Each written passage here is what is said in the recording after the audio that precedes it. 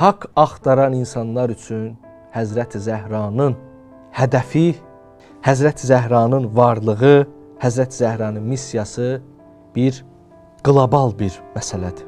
Dünya miqyaslı bir hadisədir Həzrəti Zəhranın bu missiyası. Ərəb daxili bir insident deyil, İslam daxili bir kiçik hadisə deyil.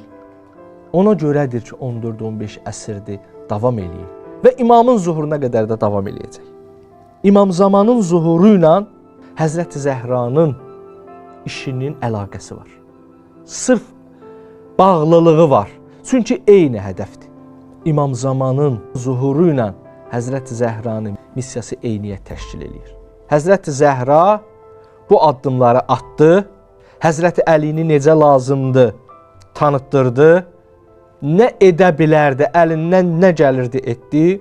İncic qalmaqla, küsülü qalmaqla, qəbrim gizli qalsın, məni gecə bastırın, mən onları bağışlamayacam, Əli məzlumdur, hər şey. Qapıya çıxdı, qapını yandırdılar, qaçmadı, qaldı.